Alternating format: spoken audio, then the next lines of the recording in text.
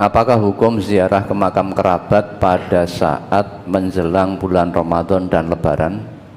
Umat Islam kebanyakan menjalankan amalan ziarah ini sebagai ibadah rutin saat menjelang puasa dan Lebaran. Bahkan yang lagi merantau jauh pun pulang hanya demi untuk ziarah. Kemudian yang kedua, bagaimana kalau kita tidak mengamalkan puasa sunnah dan hanya mengamalkan puasa wajib di bulan Ramadan ini saja? Apakah ini cukup untuk meraih ridha Allah dan mendapatkan ampunan, tapi sholat 5 waktu selalu ditegakkan, selalu beristighfar tiap habis sholat fardu, karena puasa merasa berat, punya penyakit lambung dan pusing? Yang pertama, yang saya tahu ziarah itu boleh setiap saat. Nabi memerintahkan itu, kuntu nahaitukum an ziyaratil kubur ala fazuruha.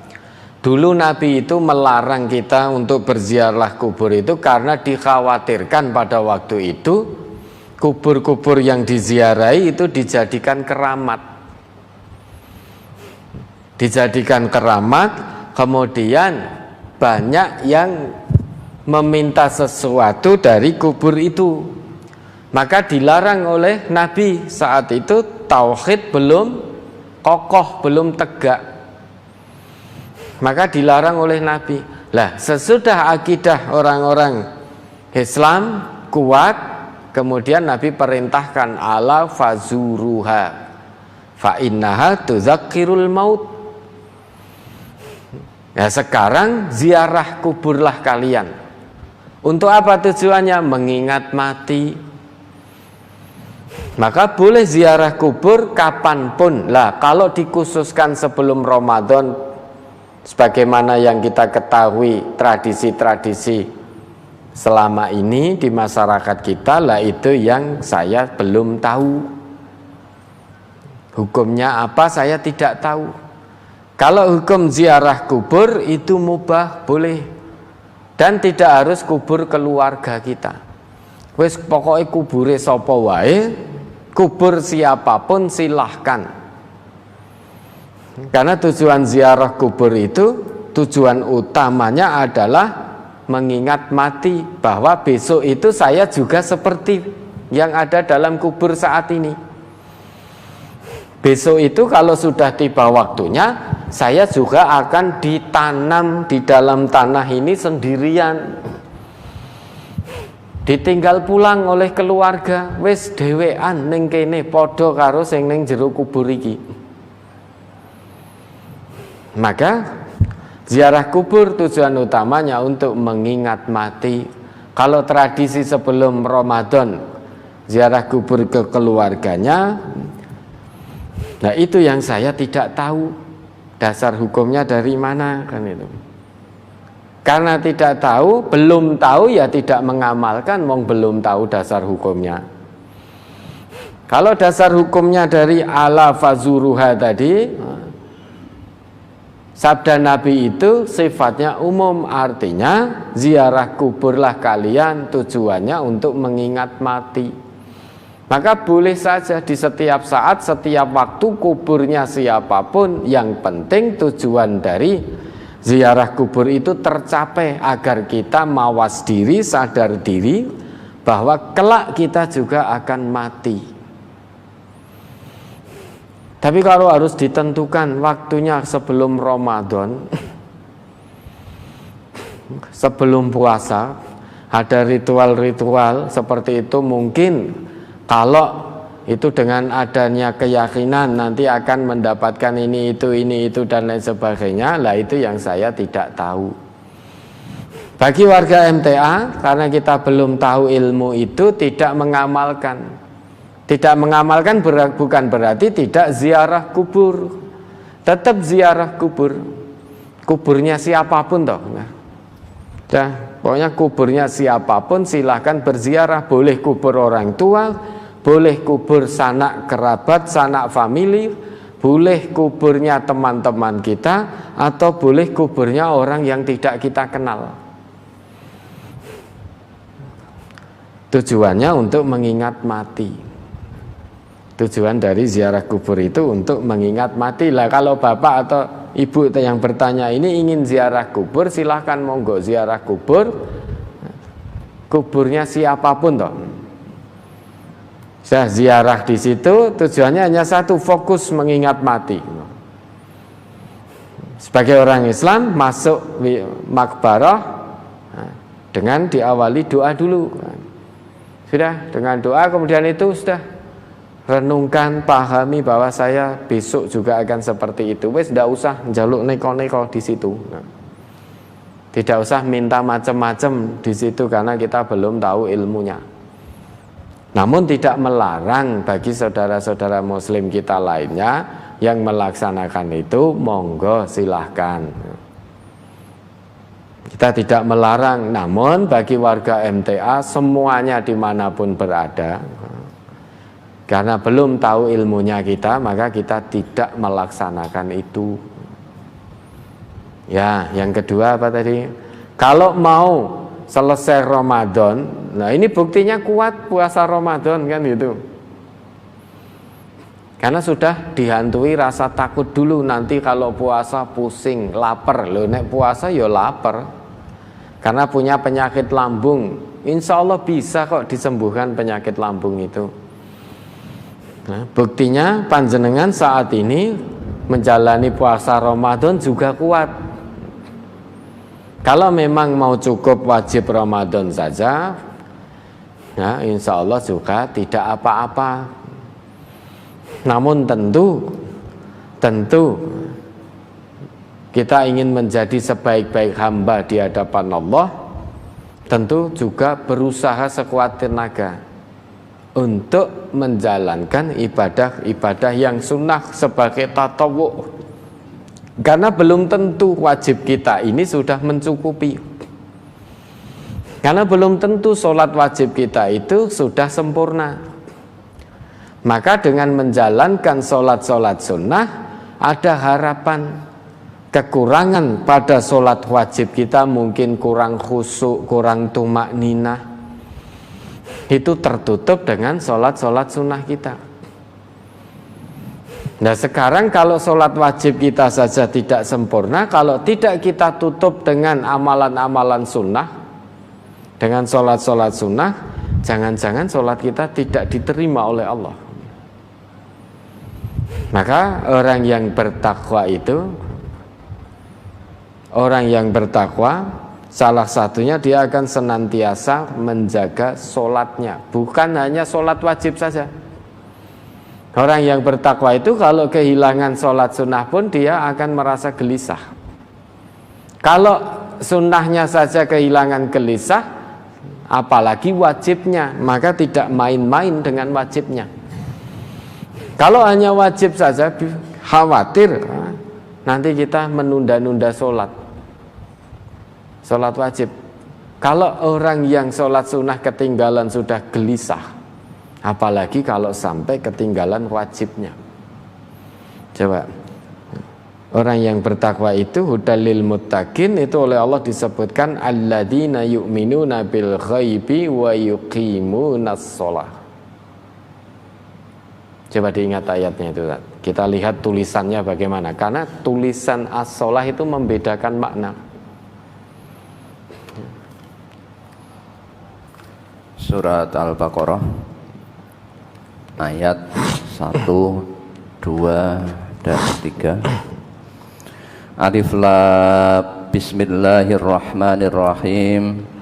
Alif Lam Mim. Zalikal kitabu la raiba fihi hudan lil muttaqin alladzina yu'minuna bil ghaibi wa yuqimunas salata wa mimma razaqnahum yunfikun. Alif Lam Mim. Kitab Al-Quran ini tidak ada keraguan padanya, petunjuk bagi mereka yang bertakwa, yaitu mereka yang beriman kepada yang gaib, yang mendirikan sholat dan menafkahkan sebagian rizki yang kami anugerahkan kepada mereka. Ya, kita fokus pada tulisan as-shalah itu. Di situ tertulis dengan alif, lam, shad, lam wawu ta marbutoh.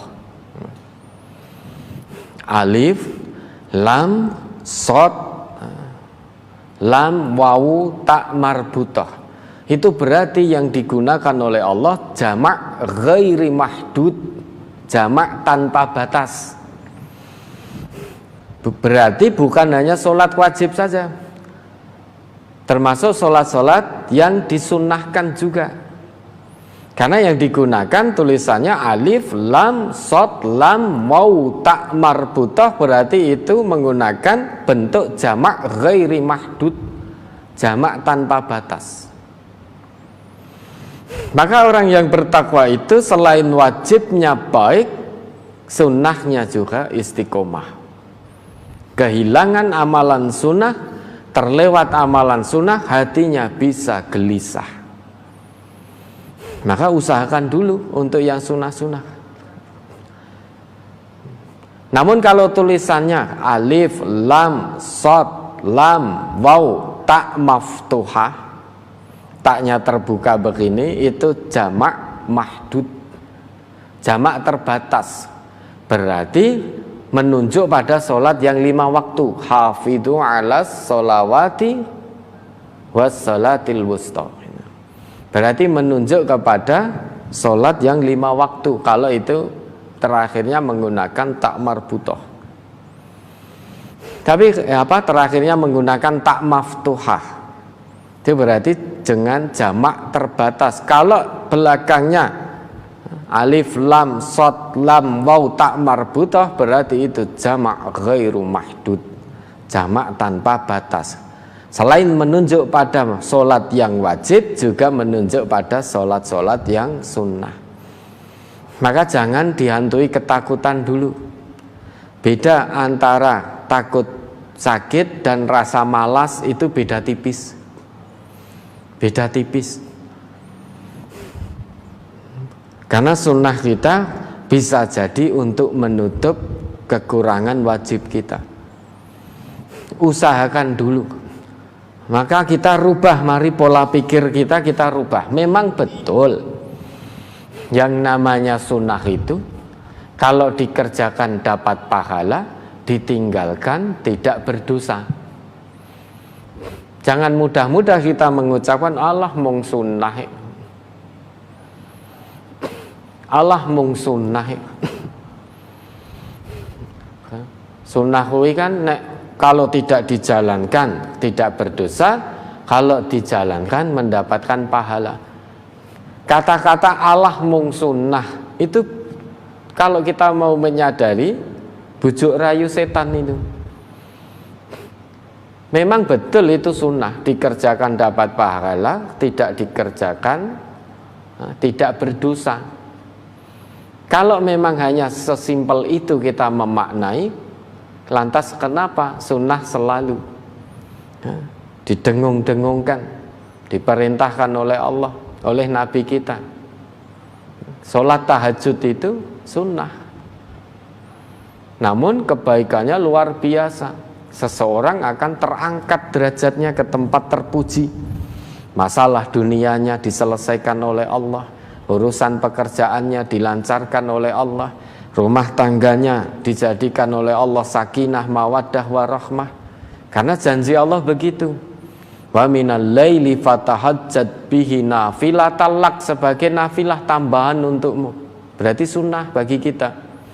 Tapi keutamaannya luar biasa. Asa ayyab'asaka rabbuka maqaman mahmuda. Keutamaannya Allah akan angkat, akan tempatkan pelaku-pelaku sholat tahajud yang sunnah ini secara istiqomah, akan ditempatkan oleh Allah ke tempat yang terpuji. Bisa jadi rumah tangganya dijadikan oleh Allah sakinah, mawaddah, warahmah. Meski secara hitungan nalar matematika manusia hasil yang didapat tidak cukup, namun turun berkah dari Allah menjadi sangat-sangat cukup. Karena apa? Semua anggota keluarga tidak peduli dengan kebutuhan gaya hidup. sehingga penuh dengan rasa syukur, rasa qanaah, sehingga diangkat ke tempat yang terpuji oleh Allah. Urusan kebutuhan rumah tangganya diselesaikan oleh Allah. Dapatnya menurut perhitungan akal manusia sedikit, namun full berkah dari Allah, sehingga cukup untuk hidup, bukan untuk memenuhi kebutuhan gaya hidup, namun cukup untuk hidup. Penuh dengan rasa qanaah, penuh dengan rasa syukur. Sedikit atau banyak yang Allah berikan disyukuri sepenuh hati.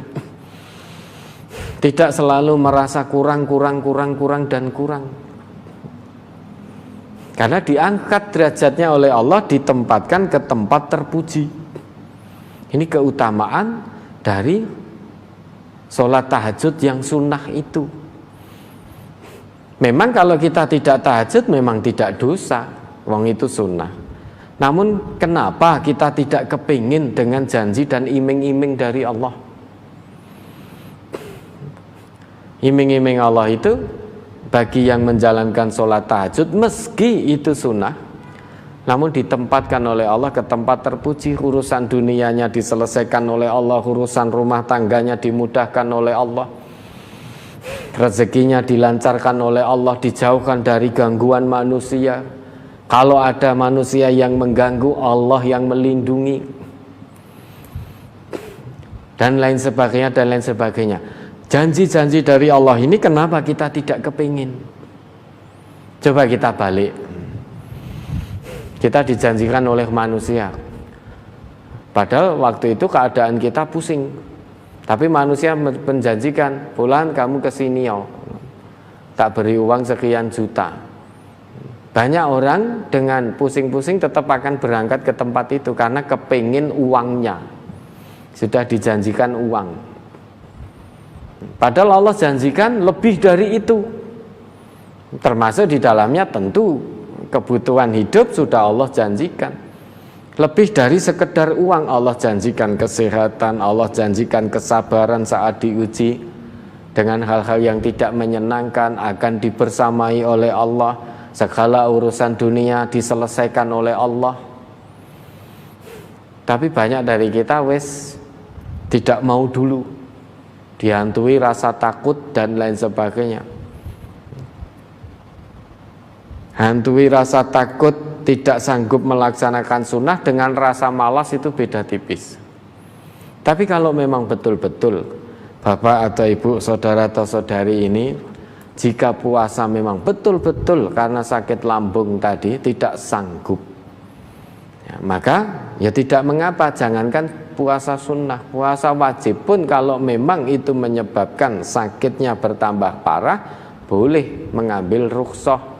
Itu namanya penyakit kuat puasa tapi amat sangat payah. Nah, kalau memang itu yang terjadi, di samping ikhtiar insaninya, periksanya terus istiqomah dilakukan, ikhtiar ilahinya juga maksimal dilakukan. Berarti untuk menjalankan ibadah puasa sunnah amat sangat payah. Wong wajib saja sangat payah karena sakitnya. Namun bukan berarti lantas tidak mengamalkan sunnah-sunnah lainnya.